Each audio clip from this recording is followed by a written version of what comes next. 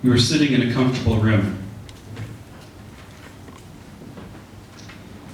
You are about to listen to a piece of music written for 8 singers. Right now, you are listening to the sound of my voice. And it may occur to you to raise either your right hand or your left hand and hold it out in front of you. There might be something about your hand that you had never noticed before, but which now fascinates you. The patterns on the tips of your fingers, or the form of a vein running beside a knuckle. And now that you've seen it, you can't look away. It might be like seeing your hand for the first time. And if you were to close your eyes, it would be so easy to close your eyes. And with your eyes closed, it would be very easy to imagine your hand still in front of you, even as it drops to your side. And you may even imagine yourself holding a balloon. And you might see your hand letting go of that balloon and watching it float away. Or maybe the balloon is staying in the same place. And it's your body that is receding backwards. Now I'm going to count down from 10. And as I do, the balloon will shrink to a point in the sky and disappear. And when I reach 0, you will fall into a deep trance. 10, 9, 8, 7, 6, 5, 4, 3, 2, 1, 0. Open your eyes.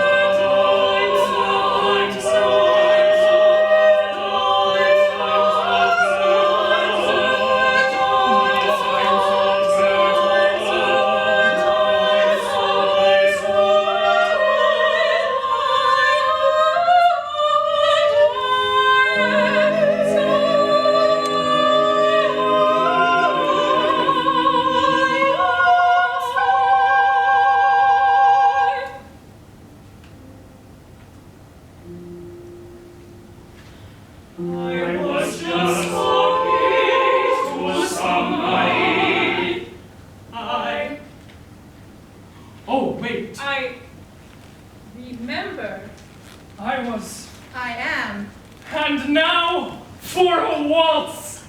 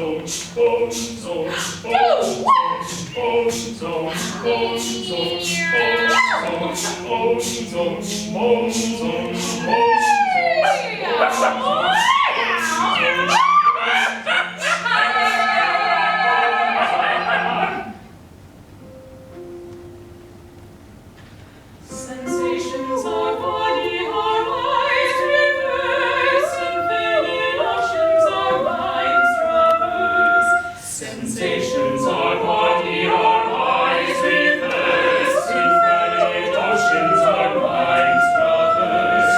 Sensations are body, our eyes reverse, infinite oceans our minds traverse.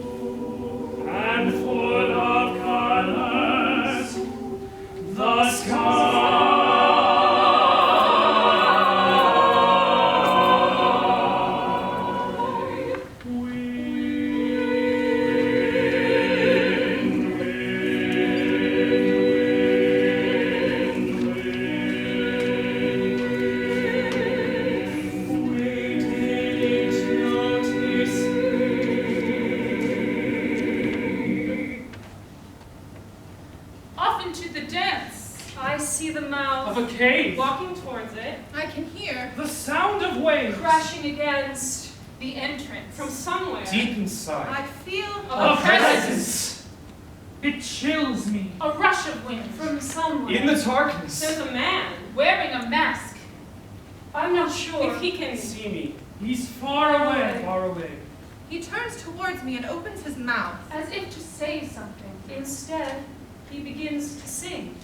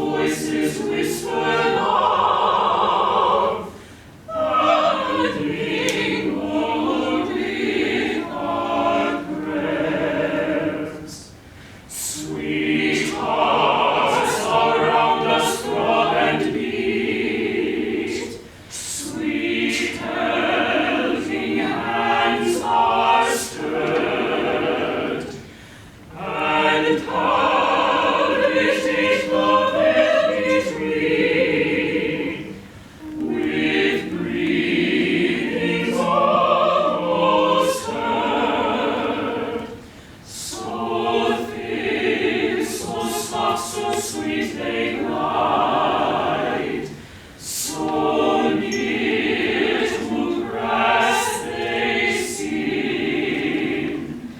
They lull us gently to our rest. They melt into our dream.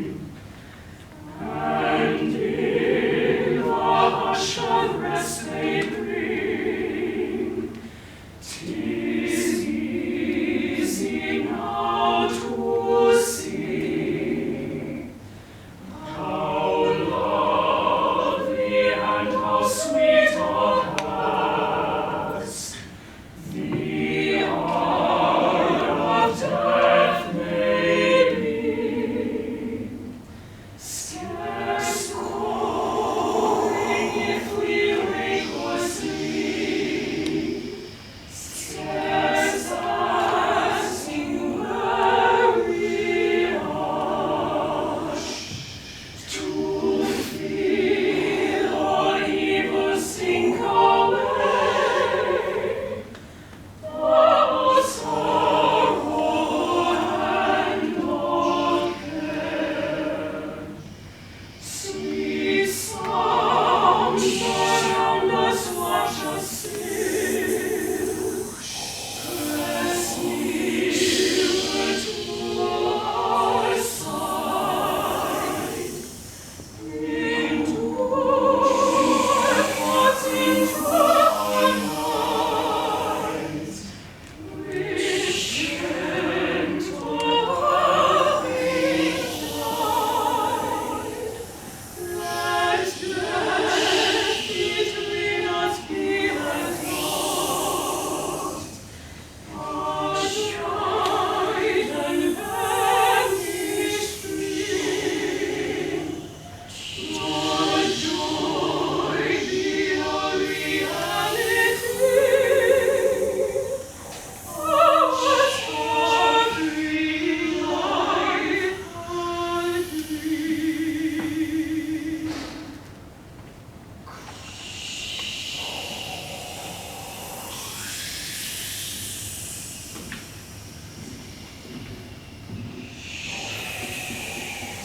I would now like you to close your eyes and think of a clear sky.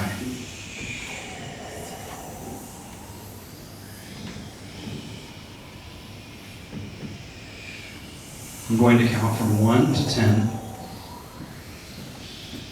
and you will gradually feel more and more alert. When I reach 10, you will feel refreshed and lucid. And all you have seen and heard will fade as from a waking dream. 1, 2, 3, 4, 5, 6, 7, 8, 9, 10. Open your eyes.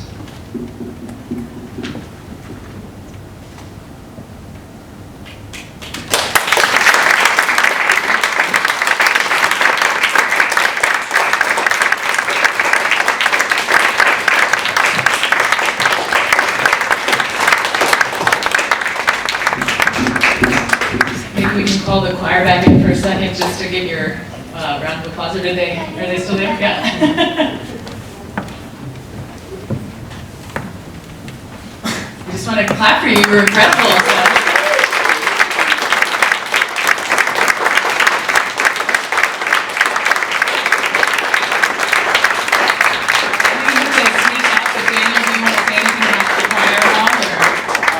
Combination of graduate students and undergraduates at University of Cincinnati and local music professionals. Come enjoy the wonderful festival, and this is a plug maybe, but come enjoy the wonderful art scene in our city. There are many opportunities to hear these beautiful singers and many different ensemble, solo settings, and everything else. We are so happy to be here at the Contemporary Art Center, and thank you so much, Lindsay and Steve, for having us. Thank you.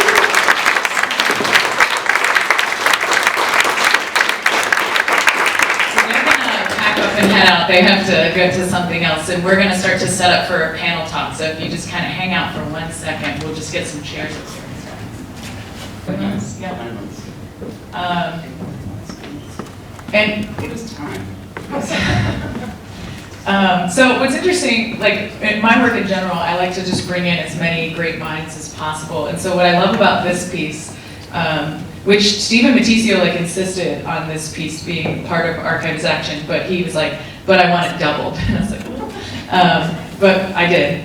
But so what's interesting about this piece, this is the first time it's ever been in Cincinnati, this choir robe. But it came out of a conversation that I had with Annie Brown. And so we were just kind of, I was in grad school and I think I was just venting about grad school. But so at the time I was working on connecting people together, which I'm still working on. And I was really trying to find a way to put a community into one thing, and like as one object. And out of nowhere, Annie's like, well, what if you just put a whole choir in one choir robe? And I was like, yeah. And that's kind of like, so I just love that it was born out of this like amazing conversation. And so probably since 2014, Annie and Steve and I have been looking for a way to do something with it here. And we've tried different grants, and I feel like every time we pitch it, people are like, what is this? And so when we were doing this for this exhibition, we kind of took, do you want to kind of talk about how it got to you deciding to write your own score? Because at first we were going to hire somebody to write a score. Yeah, that was really confusing.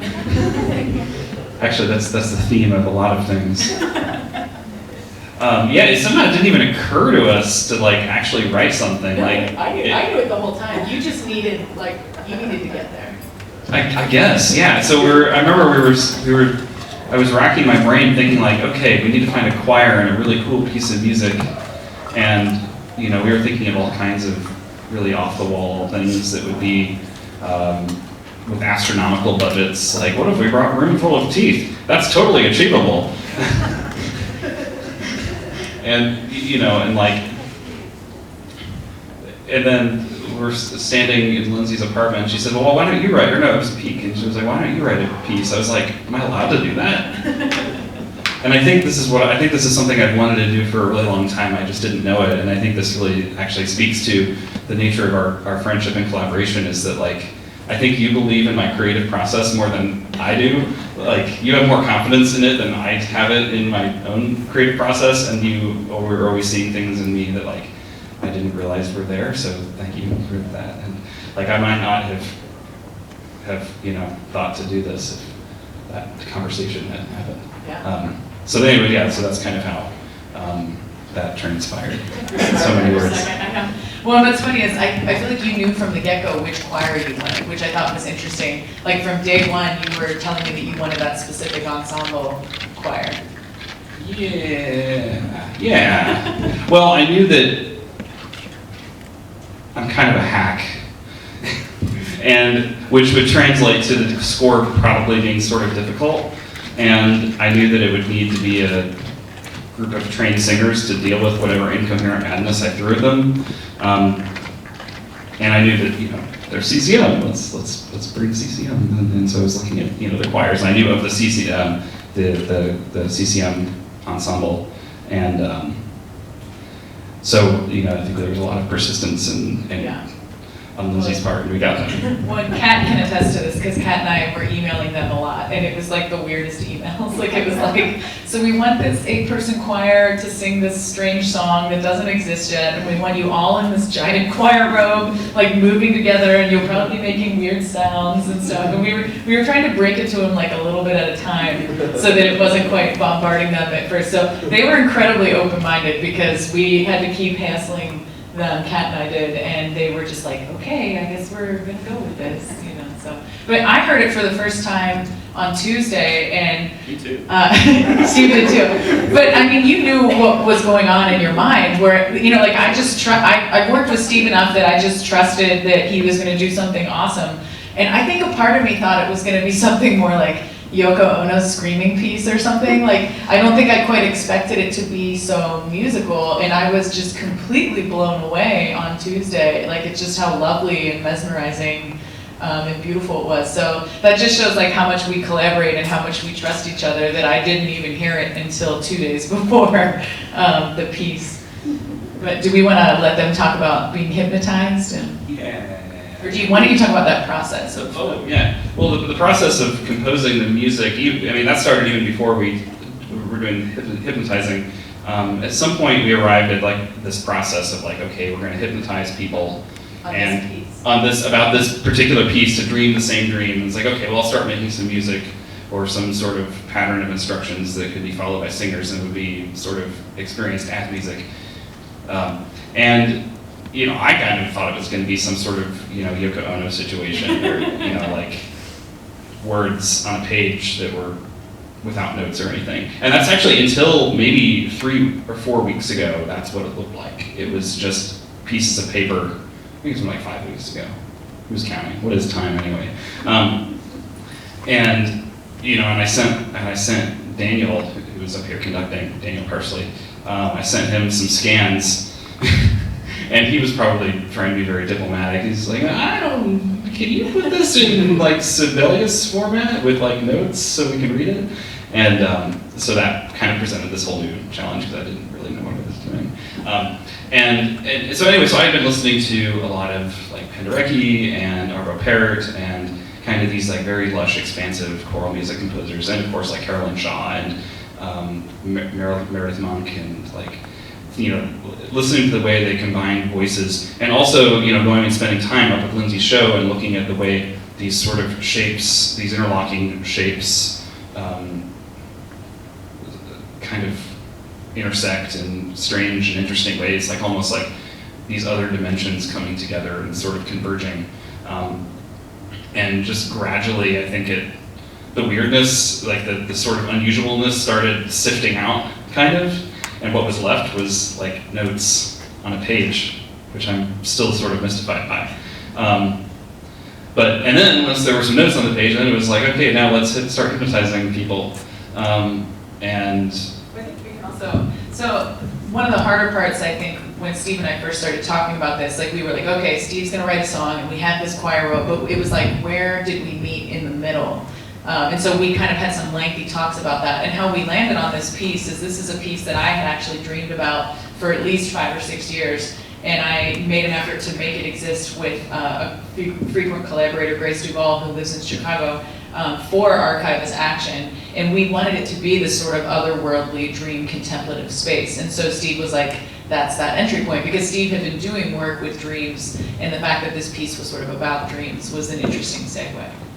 Oh, and you know, in dreams there are a lot of coincidences and things happening for, you know, dream logic. And the same day we were having that conversation and we talked about this existing kind of this other world, and we sort of made this connection between dreams and hypnosis, a friend of mine, Matthew Vest, who's a music librarian at UCLA, sent me this message saying, just because he, out of the blue, he said, hey, I found this thing that you would be really into, and it's this, this 19th century hymn from a spiritualist, like, spiritualist as in like occultism and seances and stuff, hymnal. Yes, that's a thing that exists, or existed in the 19th century, and it's called The Other World. You should check it out. And so I did. And I was like, can I run with this? Can I take it and like do something with it? He's like, yeah, sure. So anyway, that was this weird, I think that was part of, that sort of coincidence was part of things coalescing into this kind of like chorale, congregational singing thing was, you know, finding that obscure piece of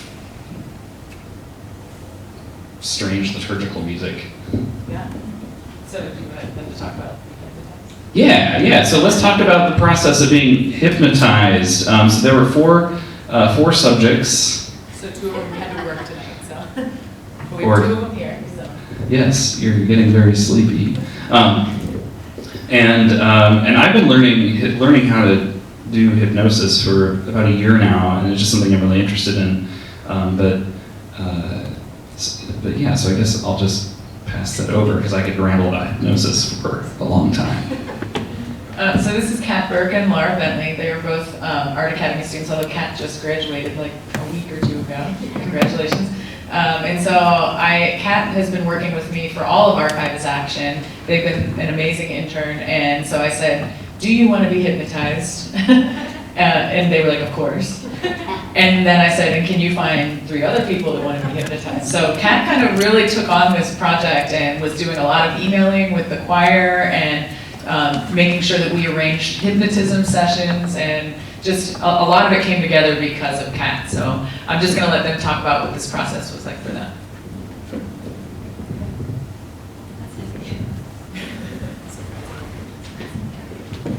Yeah, so I think you said we've been working together for the past at least This whole semester. yeah, this whole semester since about February. Oh man, how do I talk about this? Yeah, so of course I was down to get hypnotized because who wouldn't be? And we go to the art academy, so of course there's other people that want to be hypnotized.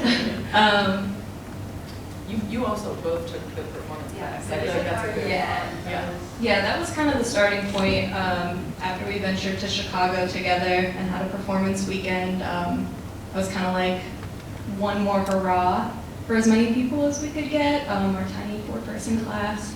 So it was nice to kind of be together again and do something else. Just do you want to talk about what it's like to be hypnotized? Oh my God, you should. All right, Steve, if you want to, you should. Yeah, it's not like you would think. It's more if you do deep meditation, like yoga. It was very relaxing, and I wish I had done it more during my senior thesis because I slept so good afterwards. Yeah, it was there was just some weird stuff. But it was here. It was here Yeah. on a Tuesday when the CAC was closed, and they turned off all the lights and did hypnotism in the museum. So. Yeah, just can I come have some people lay on the floor while we're closed? Sure. Yeah, so my whole experience was really weird. I have the first week that we did it, I was sitting for 3 hours at a time because I was modeling, so I'm just sitting there. So I think the first time that I got into meditation, it was so easy and so relaxing for me. It was the best day at the beach. I never knew I needed to be at the beach so bad. And that was so relieving. And I had the opposite problem. I could not fall asleep after that. I was so energized. I was I can do anything, and I can do it. I can just go. And I don't know, it unlocked something that I didn't know that was there. And it was weird because you were talking about dreams. The whole week before that happened, I was having the worst dreams. Every night I was waking up, but after that I was able to sleep, and I only had kind of funky dreams, but not bad dreams. So that was really nice. But then we got into the second meditation when we were here, because the first time we did it at school. That was really weird for me. It was so weird because I was also taking I was thinking about the museum itself and being on the 3rd floor when it's completely, 2nd floor when it's completely dark. It is scary and really cold and uncomfortable. And we also did it right at the end of the school year, so I was super stressed out. So the whole entire time during that meditation, I was just stuck. I was in the sand. So it was really nice being here today and seeing this having this really good experience and having this kind of bad experience, and then coming back here and realizing that it is actually really it's still really good, or having a different iteration of that. But yeah, being hypnotized was weird. And so can I talk about the box? So we were given a box, our our first meditation. It happened in the middle of the meditation, and I didn't even realize what was happening. And I was oh yeah, that's right. We do have a box on our head, and I can just store all of my memories there and all of my dreams. And it's still there. I can still a mythical place. It's not a real box. It's Well, no, it's a real box. It's real. It's there. Yeah, okay. Well, it's like a box. It's part of the method. It's borrowing the methods from Paul Sacredot, who was this French hypnotist from the 1930s, and he had these weird theories about dreams and hypnosis, and he would give people cues to remember things in their dreams, and then he would kind of mess with them while they were sleeping. So I kind of adapted that, and I gave them the hypnotic cue that there is a box on your head, attached to your head, attached to your forehead, you can feel it, and completely without your having to do anything, you know, your brain is totally taking the front seat here. It will record everything you experience in this dream, and then I gave them a cue, posted on a cue, that when that cue was cued, what would be the right word for that? That cue was activated, it would activate the box, and all the memories would come flooding back, even in a waking state. So you can have this sort of like quasi-lucid dream situation, which is how we were able to get the data, the dream data. Yeah, like the lyric data. Yeah. So and the text of those interviews became well, in some form, the words that were sung by the choir, as recorded by the boxes on people's foreheads. But you said you still have the box, is that what you said? Yeah, it like still exists. And it's fun to like somewhat like, I don't know, I try to remember it more in my dreams. But I guess there's not something that is like actively reminding me to use it. But yeah, I think it was another thing that was super interesting. When we like after we got out of the meditation, we were like all talking about what was happening and like how many things that we like all experienced, or like because we were talking about like how like coincidences and like how everything's connected, and like how I was talking about like this box, and then like Harris was like looking into where I was at, and it was just like subconsciously we were all connected together. This was super cool. They all actually, I didn't think this was going to happen. They all, This is just a quick interjection. They all went into the same place in their dreams. Yeah. Well, there were still similarities. And the first time it was really overt, and the second time you guys all experienced a cave. Yeah. There is no cave there. I didn't tell you to experience a cave. You were all in the same dream space, and you saw the same cave. Every single person dreamed about a cave with a man in the cave playing a didgeridoo. No, okay. So when I came to this late, okay, I had a review or something right before, so I was like 20 minutes late to their hypnotism session. I walk on the floor too, it is pitch black, and Steve is running around whistling and making didgeridoo noises while these students are laying on the floor hypnotized, and I was kind of like, it's another Tuesday, I guess, you know, but. Tell them to go in the cave, though. No, I know, but so you guys were aware, right, that he was making those sounds, or were you still like in a dream state and you weren't sure that was what? I think I was aware that Okay. And I think the cave, because like the museum, or like the room was dark, and it was dark and cold, so I think it may have, I think the like where we were at really influenced that.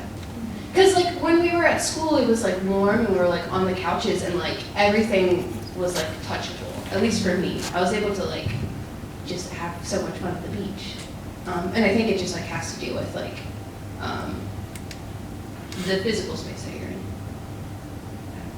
so you guys also kind of dreamed about the Zaha Hadid building too, in a weird way. The CAC building. See, like the building itself was Became the a part of your dream. which is Yeah. interesting. Perhaps So just another like in my subconscious. Yeah, how is that? Like being somewhat asleep and hypnotized, does it come back to you when you're here? Maybe say that louder, that you work here. Oh, talk about it. So I also work here. So when I'm here, I'm here, and also when I'm here, I'm here. So yeah, it was. How many times can we say weird? I was for some reason more relaxed here, even though it's my place of work, than I was at my place of education. And I think it's because I also have spent a lot of time under this photo, like a lot of time. So I don't know, sometimes it still comes back to me too, like these little shapes have been in my dreams recently. I don't have a problem with it. So I just want to ask Annie, like, what do you think seeing this after we just, like, this all came out of like a simple conversation, and this is the fourth version of this piece being used. So I'm just curious what you think of all of that. So when was that conversation? Do you Like remember? 2013 or 2014 or not? not sure. So it's been a few years. Yeah. This is the first time I've gotten to see this in person. I've seen a video, the one that you did at the library. So I was really excited to see it. And I love that I just threw out this idea that nobody else would have taken seriously. But Lindsay was like, oh yeah, choir room with lots of people. And she did it. And I love how Lindsay's energy and how she brings so many people together. So this collaboration tonight, I think, is typical for how Lindsay works, where she's got Steve and, I forgot your name, so sorry, Kat and Laura, and the other two students, and the choir, Grace. yeah, and Grace, and the choir in Chicago who did it originally. Yeah, I think it's just really cool how you can, Building. yeah, yeah, and these ideas that you think are kind of crazy, Lindsay makes them happen. So that's really cool. I love seeing it too. Yeah, so the first time this was 4 people, and then we'd have 8 today, and so Steve just said, I guess we have to do 16 voices next. So just one thing I have to add before we open it up for some questions is when we had the rehearsal on Tuesday, Steve wasn't quite here yet, and Daniel, the conductor, walked in and he said, is Steve gonna be here? Because I have a few questions. Because Steve had some treble clefs like upside down on the page, and there's some like explosions and stuff. And so I was like, yeah, he'll be here. I can only imagine. So, are you gonna show? He got these beautifully bound. This 44 pages. This is what Steve wrote. It's incredible. Do you care if I open it up first, if anybody has any questions? Yeah, so just if anybody, we felt, oh yeah, go ahead and hold up this crazy page. If anybody, maybe you can pass it around. There's just, But there's like 9 of them, right? Did they take them? oh, they might have, I don't know. But yeah, there's all kinds of like weird shapes and explosions and upside down things. And we just felt like this piece had so many layers to it that we really wanted to let you in on some of the process, because it's more than just seeing it, but kind of being involved in how this all came together. So I just wanted to open it up if anybody had any questions or comments or thoughts as Steve passes this around. They might be hidden underneath here. I think that Steve. Shelby has some. Cool. Steve passing around his first score. Yeah, come on. I just love seeing how you're always collaborating with people, you know, in this piece, like the photos with Grace, this with Annie, this with Steve, this with the students, like it's really beautiful, and that just, I feel like talks more about how you're just trying to connect, whether it's in the outcome of the work, or whether it's in the process, if you wanted to like speak on that, or. Yeah, actually through this show, through Archives Action, like I think I finally realized that collaboration is actually a medium that I work in. Like some people say they're a painter or a sculptor, and I'm a collaborator. And so even if I have a solo show, it's really a group show because I'm just bringing in as many minds as I can. And I wrote about that in that zine upstairs, that my whole life my dad told me this story about this Hindu parable where 3 blind men approach an elephant, and one grabs the tail and thinks it's a snake, and one grabs a leg and thinks it's a tree, and one grabs an ear and thinks it's a bird. But between the 3 of them, they're starting, like individually they don't quite get what an elephant is, but together they're really starting to get to the bottom of what an elephant is. And that's just kind of how I approach my life and my work. Like I could have never, I mean, I was like getting emotional watching this, and I couldn't believe we were seeing it exist in this way. I mean, I thought the singers were like perfect. And so it was just so amazing to watch and be like, I never could have done this without Steve. And I literally don't even know how Steve just wrote a score. You know, and so it just started off with, I knew I wanted to bring Steve's mind into, when I knew that Steve and Matisio really wanted this included in the show, I was like, well, that means that Steve is coming in on this. Because like I said, Annie and Steve and I had talked about, you know, doing it somehow in a bigger way here for a long time. So it just was kind of an understanding. So I think I'm just always thinking about like, what other minds, what other heads can I put together to make this bigger and better? Because if it had just been me, this would not nearly have been as extraordinary. Does that kind of answer that, or, okay? I wish the singers could have stayed because I would have loved to hear how they felt. I'm not positive, but I'm fairly certain that they've never done anything like this before. So I'd love to hear what they thought about the whole process and the performance tonight and how it went and how, if it changed them as performers. That would be really, really Yeah, interesting. we'll have to ask them. I can say that, you know, you can ask my husband, I was saying all week, like, oh, I hope this choir is open-minded, because I just was like really nervous that they would see this, and like, I knew they would get the music, because that's what they're trained to do, but I was like, I don't know if they're gonna be open to like being in this big blob, and so they rehearsed Steve's piece first out in the lobby, and then they came in and put this on, and it was a pleasant surprise that they were all kind of laughing and giggling as they were putting it on. So I was like, oh good, they think it's fun and they're not like intimidated by it. So that was a pleasant surprise that they seemed really open to it. Do you want to touch on collaborating? We've done it a few times. I mean, at least we've collaborated a ton. Yeah. Like we did Well- that thing at the Art Academy with the blindfolds and I mean, I we think, had a ton of peak. yeah, I feel like, Performed on yeah, we've collaborated on a lot of things, and, it.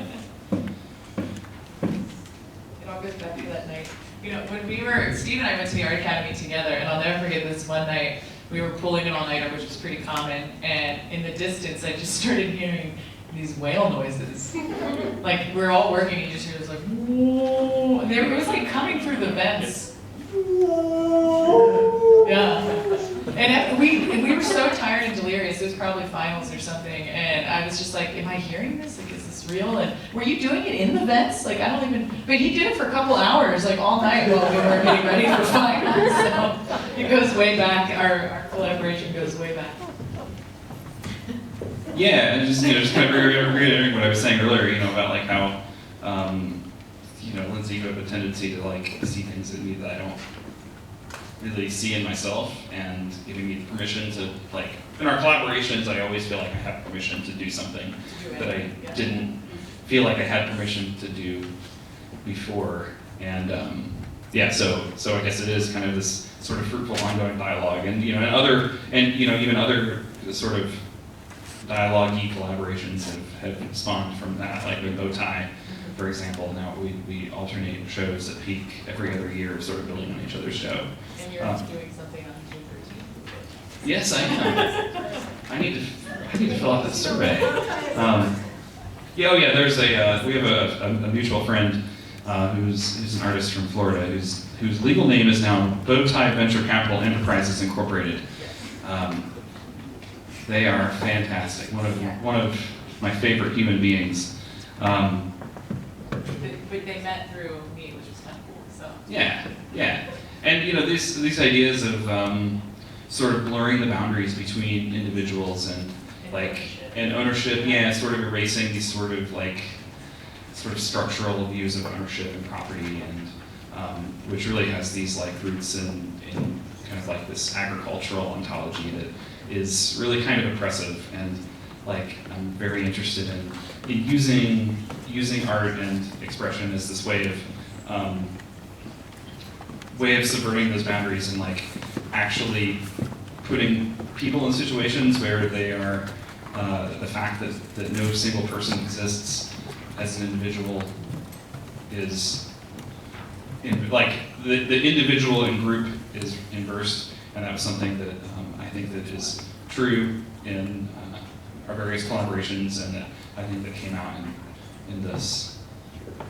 I think Steve and I both kind of think and work very abstractly, and almost everything we do is kind of an experiment. So I think we both just trust that, like, no matter what we do, there's no way to do it wrong. We're just kind of trying stuff and throwing stuff out there and seeing, what we can come up with together. So it's not very much pressure, I feel like. We just know that we'll figure something out together. So that was a really long answer to your question. More questions? Comments? That's okay. Well, Concerns? Thank you to everybody for coming. We were just so excited to share this with everybody. So, Steve's debut. Score. This